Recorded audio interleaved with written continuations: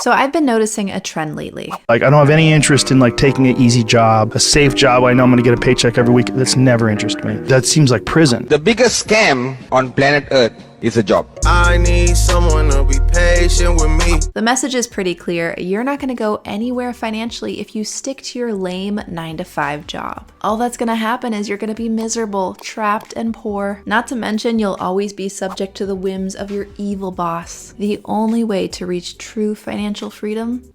Start your own business. Whether in the form of a YouTube ad where some dude tells me that his course has the secret sauce to business success, or a hustler TikTok video that tells me I'll be unfulfilled without starting a business of my own, or whether in those classic grind set Instagram memes telling me I need to wake up at 5 a.m. every day, this narrative of wealth through entrepreneurship seems bigger than ever before. And I think this is partly because businesses are a lot easier to make with the internet. You don't necessarily need all the overhead costs that you once needed to make a business, like physical storefronts or machinery. For example, I've started 3 businesses before, and all of those were really easy to get started because platforms like YouTube and Fiverr are just so easy nowadays in the digital space. But I also think the rise of this narrative is a result of people's natural frustration with their jobs, the monotony that's easy to fall into after graduating school, and the juxtaposition of all that with the alluring stories and captivating photos we see from those who supposedly taken the plunge into being their own boss. All of this leads to the increasingly popular belief that all of us need to be pursuing entrepreneurship and that that's the only way we're gonna get rich. But I am here to tell you that that message is wrong. Entrepreneurship is not the only way to grow wealth, and in some situations and for some people, it actually might be a worse way to grow wealth than just sticking to a 9-to-5.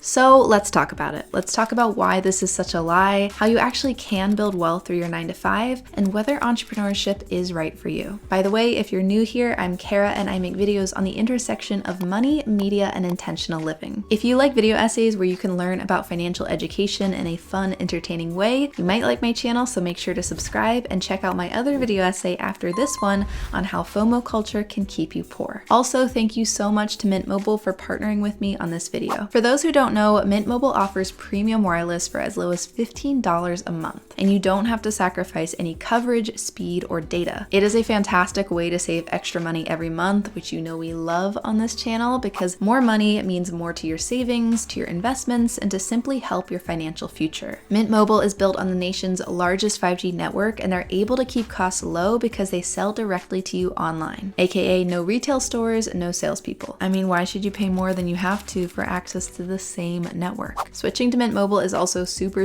easy because they use what's called an eSIM card. It means you don't have to get a new phone, you don't have to go in person anywhere. It literally takes like 15 minutes to set up, and then boom, you can be paying as low as $15 a month for your phone plan. If you're interested in trying out Mint Mobile, which I highly recommend you do, you can check out the link in my description or you can scan the QR code. It is seriously such a great way to save money, so thank you so much Mint Mobile for partnering with me on this video, and now let's get back to the video. So first off, what does entrepreneurship even mean? Well, by definition, entrepreneurship is, quote, the activity of making money by starting or running businesses, especially when this involves taking financial risks. There's an increasingly blurred line between being an entrepreneur and having a side hustle, but personally, I would say being an entrepreneur is more trying to do the full-time income, where a side hustle is more looking to just have a side income. And look, entrepreneurship, in my opinion, is a fantastic thing. It's arguably why we have most of our world's innovations today, from the personal computer to mRNA vaccines, and a country's level of entrepreneurship can be in large part why a country thrives or doesn't. In the past few years, we've seen an unprecedented rise in entrepreneurship due to the pandemic, with an estimated 31 million people in the US being entrepreneurs, according to the Global Entrepreneurship Monitor. And there are a lot of great reasons to become an entrepreneur. A Guidant Financial survey of small business owners shows that in 2023, the top motivations range from wanting to be your own boss to wanting to pursue your passion, which isn't surprising when you consider how many people are feeling really disillusioned with their 9-to-5 work these days. I know so many folks folks, myself included at times, who just feel like this cog in a machine weighed down by corporate responsibilities and feeling trapped in this never-ending cycle of clocking in and out of work.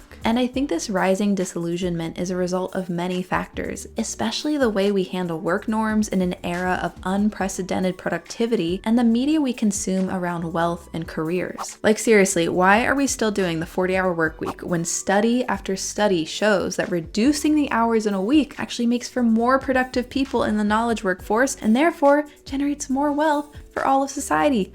Make it make sense. Or why do so many workers have so few protections and benefits when research shows that those benefits actually help improve employee retention for companies and improves a country's stats around crime, birth rates, and health? That is a whole other video topic, honestly, but pair these outdated, illogical work norms with the constant stream of wealth porn that we're fed on a daily basis, and it's not really a surprise that people are yearning for a way out. And when there is desperation, you know there's gonna be grifters. Self-proclaimed gurus and experts seem to pop up more and more every day, claiming that the only thing standing between you and running a business that rakes in tens of thousands every month is their help. One classic example of this is YouTube meme legend himself, Ty Lopez. And one of the cool things, if you want to make 100 grand a year, a lot of people think it's hard to make 100 grand a year. It is if you have a 9-to-5 job, because you're only working 8 hours a day, but a robot never gets tired. Robotic income, there's no end. It can run 24 hours a day. You click this, go over to my site, and it's absolutely free. You don't have to put a credit card in. I'm gonna show you the 4 ways to get started, if you want, within 24 hours making money online. Now, to be clear, I do not think that everyone who has a course or is a coach is automatically a grifter or scammer. I think there's a ton of legitimate people who have actually good advice. However,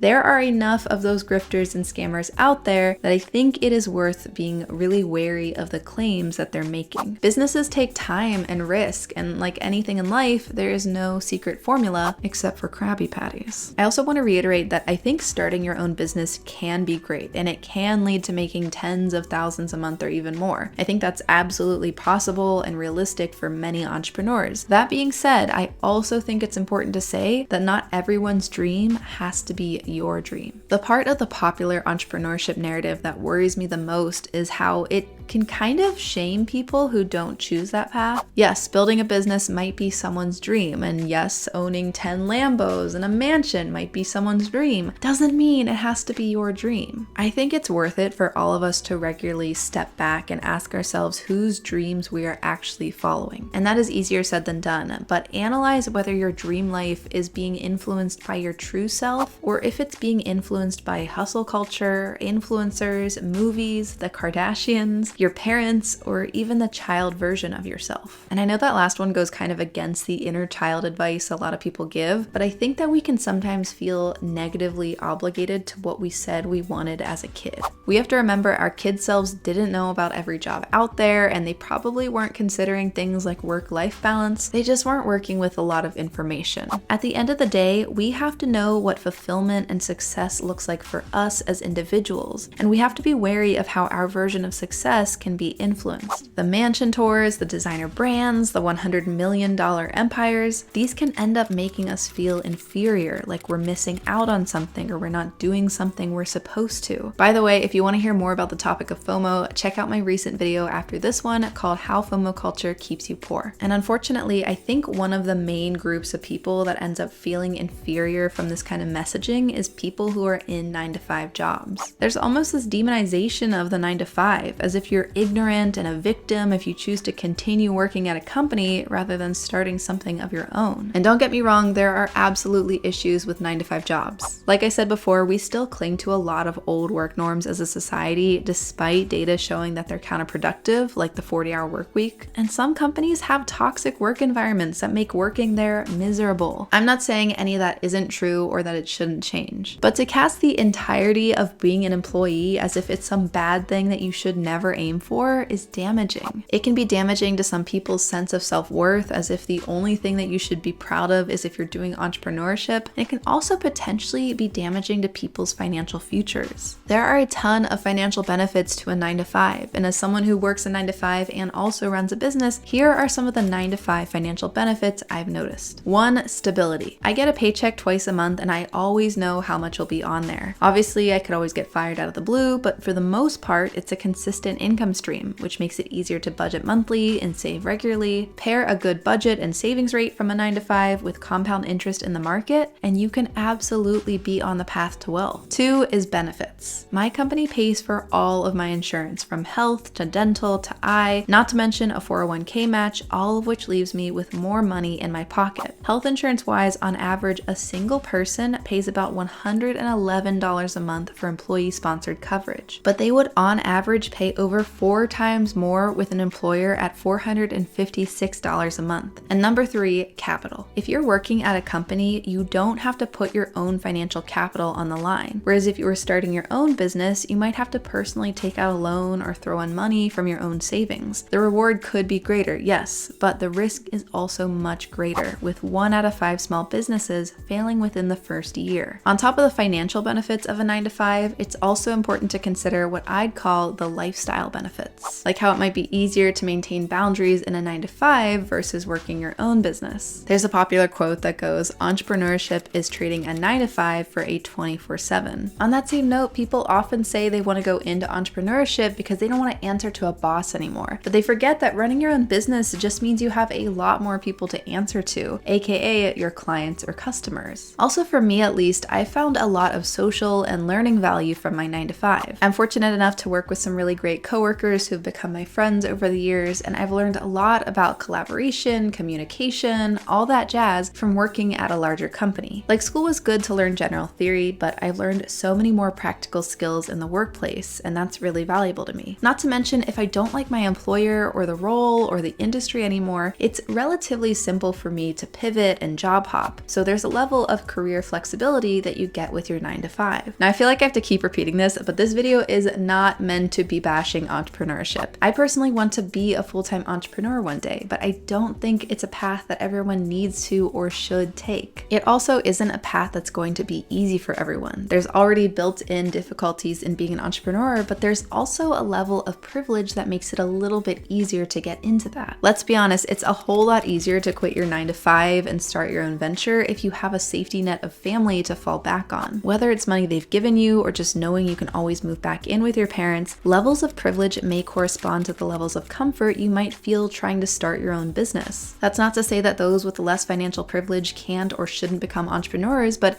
understandably, it might be a much more complex decision. The good thing, like this video title says, is that you do not need to become an entrepreneur to become rich. People love making bold claims about how 9-to-5s are a waste of time if you want to be rich, but that's not necessarily true. Tom Corley, the author of the book Rich Habits, interviewed over 200 millionaires and broke down the career choices that helped them reach that millionaire status. 51% were entrepreneurs, but 28% had traditional 9-to-5 jobs, and 18% were senior level executives at large companies. I think that so much of this idea of becoming rich through your 9-to-5 boils down to 2 main things. 1, having a strong financial plan for yourself where you're living below your means, you're consistently pursuing higher income through promotions or job hopping or upskilling, and you're consistently investing your money. And 2, defining what wealthy actually means to you. Kind of like how you have to figure out whose dreams you're living, you also have to think about, what does rich actually mean to me? What does it look like for me? What does it entail? Is being able to buy a new car every couple of years and live in a 5,000 square foot house my version of rich? Or is it simply being able to pay my bills without ever having to worry? It's gonna look a little different for everyone, and I am not here to tell you what your version of rich should be, but I am here to say that that image of rich or wealthy that comes up when you Google the words online, that doesn't have to be your version of rich. So the next time that somebody tells you you're not going anywhere with your 9-to-5 and you need to go work for yourself already if you ever want to grow wealth, know that it's just not true. And if you do want elements of the entrepreneurial journey without all the risks involved, there are other options. Like, you could become an entrepreneur at your company. Entrepreneurship just means, quote, acting like an innovative entrepreneur, but within the ecosystem of a larger, more traditional organization. It can be a way to make work more engaging and exciting for you. Another way to potentially scratch that entrepreneurial itch is to join a startup. Now, definitely be careful because the startup world isn't necessarily known for its work-life balance. I think it's a hit or miss. Like, I had a pretty good experience with the startup that I joined as my first 9-to-5 job, but I know other people who definitely didn't. Another option is just realizing that there are different seasons of your life, and maybe this is not the season for entrepreneurship for you. Maybe a few years down the line, that's something that'll be interesting to you, but right now,